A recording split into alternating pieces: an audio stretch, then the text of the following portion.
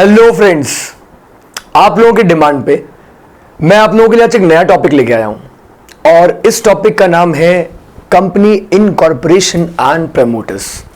यानी कि इस टॉपिक में हम दो लोगों की बात करने वाले हैं। हम बात करने वाले हैं company incorporation and will also discuss about promoters. Sir, incorporation का मीनिंग क्या होता है? तो incorporation basically means registration of A company. So incorporation का मतलब जब कंपनी का आरओसी में रजिस्ट्रेशन हो जाता है उसे हम कहते हैं इनकॉर्पोरेशन ऑफ ए कंपनी। जैसे कि आप देखिए तो इस पूरे प्रोसेस को मैं दो पार्ट्स में डिवाइड कर रहा हूं। देखिए, सो ये मैंने कहा दिस इज इनकॉर्पोरेशन एंड उससे पहले का जो फेज है उसे मैं कहूंगा प्री इनकॉर्पोरेशन। तो उसे हम नाम देंगे प्री इनकॉर्पोरेशन का। तो इनकॉर्पोरेशन सिंपली मीन्स कि सर कंपनी का रजिस्ट्रेशन हो चुका है, कंपनी इज नाउ रजिस्टर्ड। और प्री इनकॉर्पोरेशन का मतलब है रजिस्ट्रेशन के लिए जो प्रोसेस किए गए, रजिस्ट्रेशन के लिए जो प्रोसेस था, जो स्टेजेस थी, उसे ही हम कहते हैं प्री इनकॉर्पोरेशन स्टेज। राइट? तो आरओसी ने कंपनी को सर्टिफिकेट ऑफ इनकॉर्पोरेशन इशू कर दिया है, इसका मतलब now the company is a separate legal entity. लेकिन कंपनी हमेशा सेपरेट लीगल एंटिटी तब तक नहीं बनती जब तक कि कंपनी का आरओसी के पास यानी कि रजिस्ट्रार ऑफ कंपनीज के पास रजिस्ट्रेशन ना हो जाए। तो उससे पहले कंपनी प्री इनकॉर्पोरेशन स्टेज में रहती है और इस स्टेज में किसका रोल सबसे ज्यादा इंपॉर्टेंट है? वो रोल है किसका? वो रोल है प्रमोटर्स का। प्रमोटर्स का प्रमोटर जिसका सेक्शन कंपनीज एक्ट में सेक्शन 2 क्लॉज 69 है। सेक्शन 2 क्लॉज 69 में प्रमोटर की डेफिनेशन गिवन है। अब ये प्रमोटर कौन होता है सर? देखिए, प्रमोटर वर्ड पुराने वाले कंपनीज एक्ट में not defined. Yes, companies act 1956 में इसकी कोई भी डेफिनेशन नहीं थी, लेकिन कंपनीज एक्ट 2013 ने इसे डिफाइन किया। और डिफाइन कौन से सेक्शन में किया? सेक्शन 2 क्लॉज 69 में प्रमोटर की डेफिनेशन दी गई है। सर, क्या डेफिनेशन है? प्रमोटर होता कौन है? देखिए, पहले यह कहा जाता था कि आज भी इनफैक्ट कहा जाता है कि जिसको कंपनी बनाने का आइडिया आया, जिस पर्सन को कंपनी फॉर्मेशन करने का आइडिया आया, उस पर्सन को हम किसी भी कंपनी का प्रमोटर कह सकते हैं। ऑलराइट? तो अगर आपके दिमाग में किसी कंपनी को इनकॉर्पोरेट करने का आइडिया आया है तो आप उस कंपनी के प्रमोटर हैं। तो 1980s में जब नारायण मूर्ति जी को यह थॉट आया कि उन्हें इंफोसिस स्टैब्लिश करनी है, तो वो इंफोसिस के क्या बन गए? वो इंफोसिस के प्रमोटर बन गए।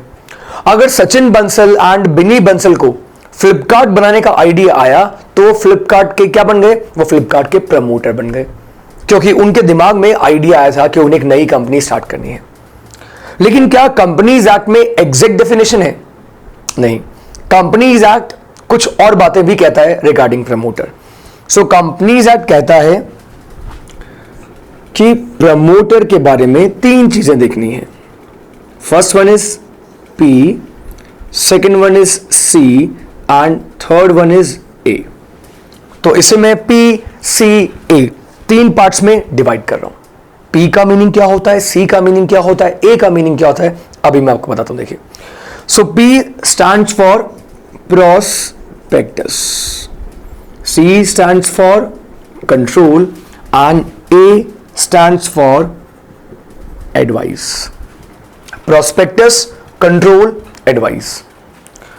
तो सर ये प्रोस्पेक्टस, कंट्रोल, एडवाइस, तीनों चीजें क्या होती है? देखिए, सो प्रमोटर वो पर्सन है जो कंपनी के प्रोस्पेक्टस में आइडेंटिफाइड हो, जो कंपनी के प्रोस्पेक्टस में आइडेंटिफाइड हो as promoter of the company.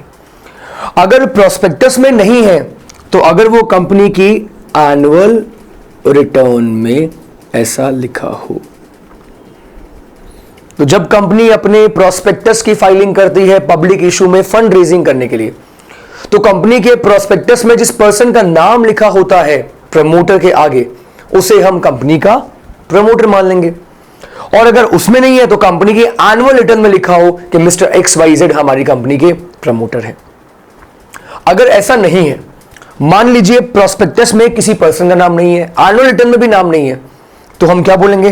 तो नेक्स्ट थ्योरी कौन सी है? कंट्रोल। कंट्रोल की डेफिनेशन किस में है? तो कंट्रोल वर्ड की definition section 2 clause 27 of the companies act 2013 में है। बहुत इंपॉर्टेंट डेफिनेशन है ये। और देखिए जरा कंट्रोल का मीनिंग क्या होता है। तो कंट्रोल को भी हम 3 पार्ट्स में डिवाइड करेंगे। तो कंट्रोल से मतलब है जो majority of the board of directors को अपॉइंट करने की अथॉरिटी रखे, जो majority of board of directors को अपॉइंट करने की अथॉरिटी रखता हो, या फिर मेजर पॉलिसी और डिसीजंस। मेजर पॉलिसी और डिसीजंस लेने की पावर जिसके पास में हो, तो उसे हम कहते हैं कि वो कंपनी का प्रमोटर है, क्योंकि उसके पास उस कंपनी का कंट्रोल है। तो अगर किसी शेयर होल्डर के पास ये सारी पावर्स हैं कि majority of board of directors को अपॉइंट कर सके, किसी डायरेक्टर के पास अथॉरिटी है कि वो कंपनी के majority of the board of director को अपॉइंट कर सके, मेजर पॉलिसी या डिसीजन ले सके, तो उस डायरेक्टर को हम कंपनी का प्रमोटर कह सकते हैं। याद रखिएगा ये बात। अगर मैं वैसे देखूं तो हो सकता है कि उस डायरेक्टर ने कंपनी बनाने का आइडिया फॉर्म ना किया हो, लेकिन सर क्योंकि उस डायरेक्टर के पास कंपनी पे कंट्रोल है, तो कंट्रोल की वजह से हम उसे कंपनी का प्रमोटर कह सकते हैं।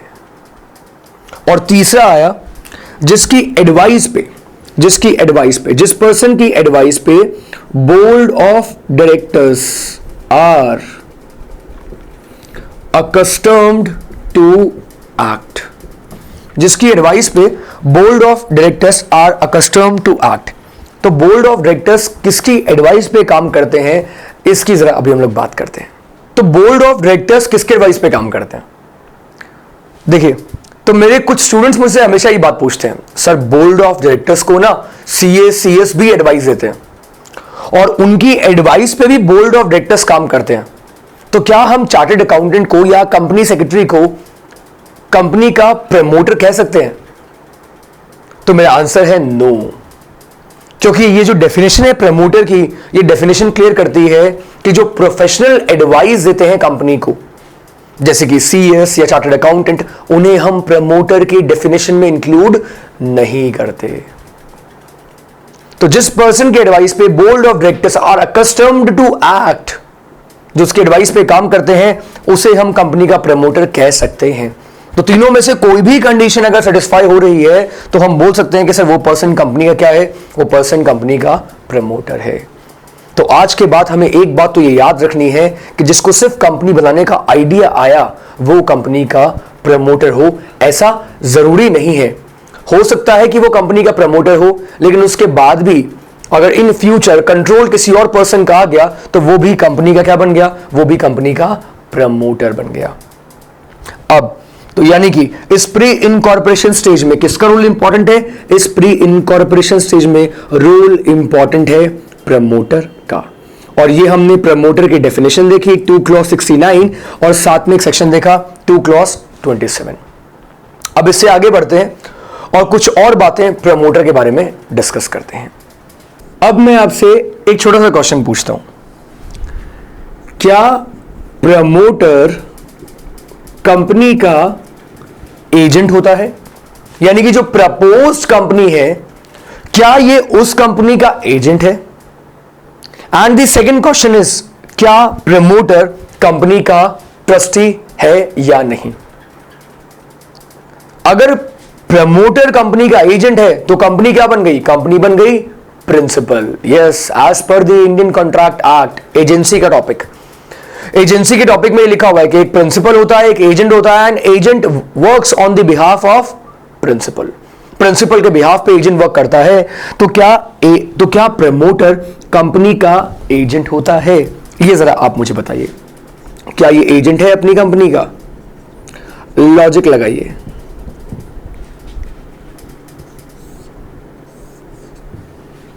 ये कंपनी का एजेंट नहीं हो सकता सर, ये कंपनी का एजेंट नहीं हो सकता। उसका रीजन क्या है? ये कंपनी का एजेंट क्यों नहीं बन सकता? देखिए, क्या माइनर एजेंट बन सकता है? तो आप बोलेंगे हाँ सर, माइनर एजेंट बन सकता है, उसमें कोई प्रॉब्लम नहीं है। लेकिन माइनर अगर किसी के बिहाफ पे एजेंट बना है तो वो प्रिंसिपल कॉम्पिटेंट टू कॉन्ट्रैक्ट होना चाहिए। माइनर कभी भी प्रिंसिपल नहीं बन सकता क्योंकि माइनर कॉन्ट्रैक्ट करने के लिए कॉम्पिटेंट नहीं होता। यस, सेम केस यहां एप्लीकेबल होता है, क्योंकि कॉन्ट्रैक्ट करने के लिए company is not competent, company is not competent to enter into a contract.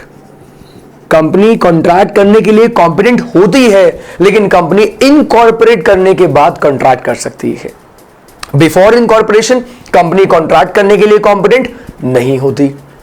तो जब कंपनी ही कॉन्ट्रैक्ट करने के लिए कॉम्पिटेंट नहीं है तो कंपनी के बिहाफ पे प्रमोटर कंपनी का एजेंट कैसे बन सकता है? तो प्रमोटर कंपनी का एजेंट नहीं होता, राइट? अब मैं आपसे ये पूछूं, क्या प्रमोटर कंपनी के बिहाफ पे कंपनी का ट्रस्टी होता है? ट्रस्टी कौन होता है? तो ट्रस्टी वो होता है जो बेनिफिशियरी के बेनिफिट के लिए काम करता है और ऑथर के कहने पे काम करता है। ऑथर हमेशा ट्रस्टी को अपॉइंट करता है। जब आप इंडियन ट्रस्ट एक्ट पढ़ेंगे तो इस बारे में आपको इंफॉर्मेशन मिल जाएगी। तो ऑथर ने ट्रस्टी को अपॉइंट किया है और ट्रस्टी किसके लिए काम कर रहा है? Trustee is working for the benefit of beneficiary. लेकिन इंडियन ट्रस्ट एक्ट में भी ऐसा लिखा हुआ है कि ट्रस्टी भी कॉन्ट्रैक्ट करने के लिए कॉम्पिटेंट होना चाहिए या नहीं होना चाहिए। और साथ में एक और बात लिखी हुई है कि ऑथर कॉन्ट्रैक्ट करने के लिए कॉम्पिटेंट होना चाहिए। तो हम ये बोल सकते हैं कि ट्रस्टी किसके कहने पे अपॉइंट होता है? ट्रस्टी अपॉइंट होता है ऑथर के कहने पर, ऑथर या सेटलर। तो क्या कंपनी ऑथर हो सकती है? So the answer is no, company author नहीं हो सकती। कंपनी को हम ऑथर में नहीं इंक्लूड कर सकते। ऑथर वो जो ट्रस्टी को अपॉइंट करता है किसी पर्टिकुलर पर्पस के लिए, किसी पर्टिकुलर पर्पस के लिए। ट्रस्ट जो बनाता है उस इंसान को हम कहते हैं ऑथर। जिस पर्सन को वो अपॉइंट करता है ट्रस्ट डीड से, उसे हम कहते हैं ट्रस्टी। लेकिन ऑथर का कॉन्ट्रैक्ट करने के लिए कॉम्पिटेंट होना बहुत ज्यादा जरूरी है, क्योंकि यहां जो ऑथर है वो कौन है? कंपनी। और क्योंकि कंपनी का इनकॉर्पोरेशन तो हुआ ही नहीं है, तो कंपनी यहां भी कॉन्ट्रैक्ट करने के लिए कॉम्पिटेंट नहीं है।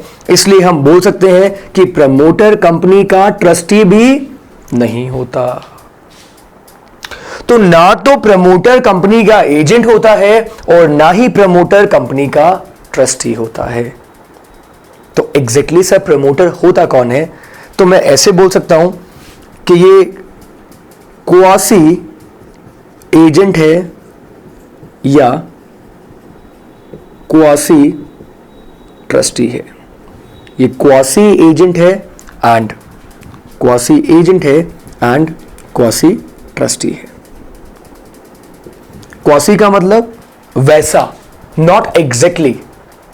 तो हम बोल सकते हैं इसके फीचर कुछ प्रमोटर कैसे हैं। इसे हम कंपनी का एजेंट कुछ एक्सटेंट तक मान सकते हैं और कंपनी का ट्रस्टी कुछ एक्सटेंट तक मान सकते हैं, क्योंकि इसके फंक्शन कुछ कुछ वैसे हैं एजेंट की तरह, इसके फंक्शन कुछ कुछ ट्रस्टी की तरह हैं। लेकिन इसे हम एग्जैक्टली ट्रस्टी, प्रमोटर को हम एग्जैक्टली कंपनी का ट्रस्टी नहीं कह सकते और प्रमोटर को हम एग्जैक्टली कंपनी का एजेंट भी नहीं कह सकते। तो ये हमने एक बेसिक कॉन्सेप्ट डिस्कस किया जिसमें मैंने बात की प्रमोटर्स की। इसके बाद अब नेक्स्ट वीडियो में हम लोग बात करेंगे, आगे ये डिस्कस करेंगे कि प्रमोटर किस तरीके से कंपनी को इनकॉर्पोरेट करता है। Thank you so much.